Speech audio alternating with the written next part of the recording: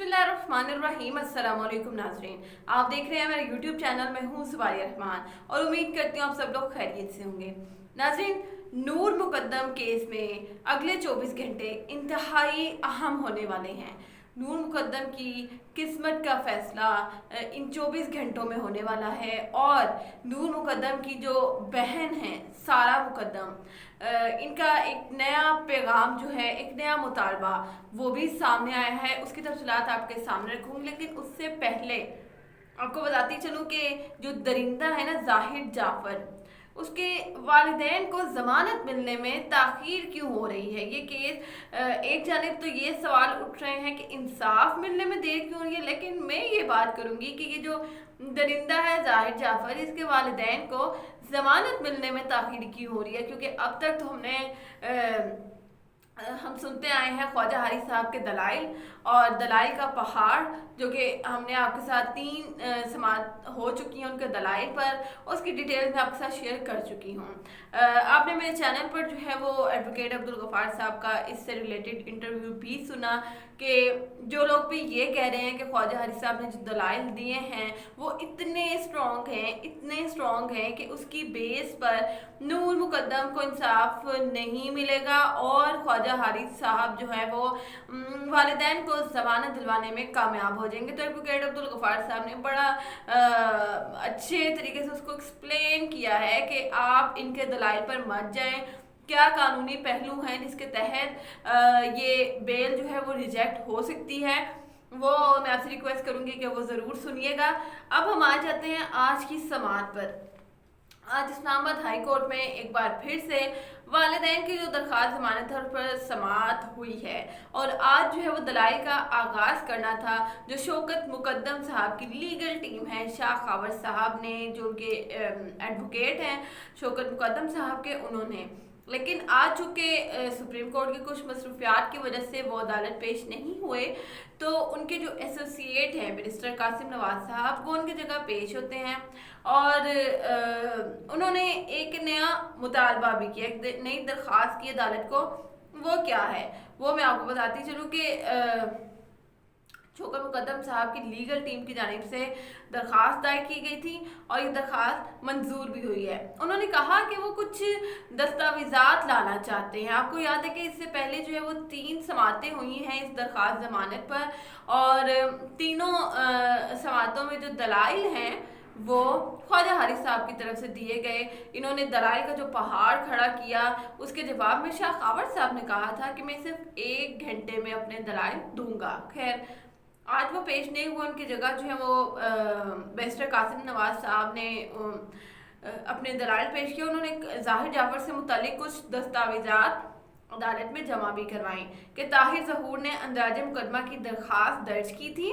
जाहिर जाफर के खिलाफ, जिसे एडिशनल सेशन जज अतर रब्बानी साहब ने मुस्तरद कर दिया था। बैरिस्टर कासिम नवाज साहब ने जो है वो अदालत से इस्तदा की कि ये फैसला अदालती रिकॉर्ड पर लाया जाए। इसका फ़ायदा क्या होने वाला है मैं आगे चल के आपको बताऊंगी। अदालत ने उनकी दरख्वास्त ज़मानत मंजूर कर ली और फैसले को अदालती रिकॉर्ड का हिस्सा बना दिया गया। मैंने आपसे पहले भी जिक्र किया था कि किसी भी केस में, या जैसे इस केस में ऐसा हुआ था कि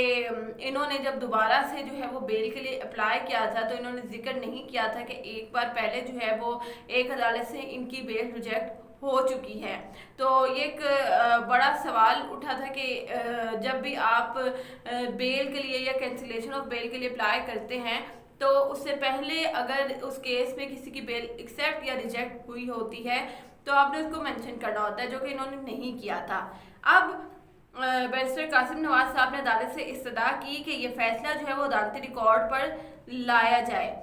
जो कि अदालत ने कहा कि आप अपने दलाइल का आगाज़ करें और उससे पहले अदालत ने उनकी दरख्वास्त मंजूर कर ली और फैसले को अदालती रिकॉर्ड का हिस्सा बना दिया गया। अच्छा जी, अब ये हिस्सा जो बनाया गया है ये क्यों हुआ है कि ताहिर ज़हूर साहब की अगर ये जो एप्लीकेशन थी ये एक्सेप्ट हो जाती तो डेफिनेटली ऐसा होना था कि ताहिर ज़हूर साहब इस केस से बाहर हो जाते और अपने आप को मजलूम साबित करने में कामयाब ہو جاتے ہیں۔ لیکن چونکہ اب طاہر ظہور صاحب کی یہ جو اپلیکیشن ہے یہ ریجیکٹ ہو گئی، تو اس کو بھی عدالتی ریکارڈ کا حصہ بنانے کا فائدہ یہ ہوگا کہ جو شواہد ہیں تھراپی ورکس کے خلاف وہ مزید مضبوط ہو گئے ہیں، اور ان کی یہ اپلیکیشن ریجیکٹ ہونے کا یہ جو اپلیکیشن عدالتی ریکارڈ کا حصہ بنی ہے، اس سے فائدہ یہ ہوگا کہ ان کے خلاف شواہد، ان کے خلاف جتنے ثبوت ہیں وہ مزید مضبوط ہو جائیں گے، اور صرف ہم یہ نہیں کہیں گے کہ اس کیس میں جو ہے جو مرکزی ملزم ہے ظاہر جعفر، اس کے جو والدین ہیں صرف ان کے خلاف فیصلہ آنا چاہیے، بلکہ یہ جو 11 ملزمان ہیں ان سب کے خلاف فیصلہ آئے گا۔ اچھا جی، اب ہم آ جاتے ہیں کہ عدالت نے بیرسٹر قاسم نواز صاحب سے کہا کہ اب آپ اپنے دلائل کا آغاز کریں، لیکن قاسم نواز صاحب نے جو ہے وہ ان کو ریزن بتائی کہ چونکہ شاہ خاور صاحب سپریم کورٹ میں بیزی ہیں، کچھ زیادہ مصروفیات ہیں وہاں پر، اور وہ آج عدالت پیش نہیں ہو سکتے، سماعت جو ہے وہ کل تک کے لیے ملتوی کر دیں۔ اس پہ عدالت نے یہ بھی کہا کہ ہم نے آپ سے پوچھ کے جو ہے وہ سماعت رکھی تھی، اگر آپ کی مصروفیات تھیں تو آپ بتا دیتے۔ خیر آپس پھر انہوں نے بتایا کہ وہ بھی مصروفیات زیادہ تھی یا جو بھی ہے، تو اس پہ عدالت نے کہا کہ بیرسٹر قاسم نواز صاحب کے ایک اور جونیئر نے عدالت سے کہا کہ کل بھی اور پرسوں بھی ہماری مصروفیات ہے سپریم کورٹ میں، تو اب جمعرات تک جو ہے وہ یہ رکھ دیں، جس پر عدالت نے کہا کہ اس کیس میں یہ صرف بیل کی ایک اپلیکیشن ہے، یہ کیس کا فیصلہ نہیں ہے۔ 3 سماعتیں اس پر پہلے ہی ہو چکی ہیں، 2 اور ہوں گی، کیونکہ آپ دلائل دیں گے، اس کے بعد ہمیں خواجہ حارث صاحب کے بھی دلائل سننے پڑیں گے، تو ہم اس کو مزید ڈیلے نہیں کر سکتے، ہم اس کو کل پر رکھ دیتے ہیں۔ اچھا جی، جو ایک سوال اٹھ رہا تھا کہ انصاف ملنے میں دیر کیوں ہو رہی ہے، یا ابھی تک اس ضمانت کے کیس کا فیصلہ کیوں نہیں آ رہا، تو دیکھیں اس کا امپیکٹ ہوگا ٹرائل پہ۔ اگر ٹرائل شروع ہو جاتا ہے، ان کو ضمانت نہیں ملتی، تو ڈیفینیٹلی یہ لوگ تو ابھی تک جیل میں ہی ہیں اور جیل میں ہی سڑیں گے اور جیل میں ہی ٹرائل کا سامنا کریں گے۔ لیکن اگر یہ لوگ ضمانت پر رہا ہو کر باہر آ جاتے ہیں تو اپنے پیسے کے بلبوتے پر یہ لوگ اس کیس کو مزید بگاڑنے کے لیے بہت کچھ کر سکتے ہیں۔ نور مقدم کی بہن سارہ مقدم نیا بیان ان کے سامنے آیا اور وہ عوام سے مطالبہ کر رہی ہیں، وہ نور کا ساتھ دینے والوں کا شکریہ بھی ادا کرتی ہیں اور نور کو انصاف دلوانے کا وعدہ بھی کریے کہ ہم پر امید ہیں کہ آپ سب کا ساتھ ہمارے ساتھ موجود ہے۔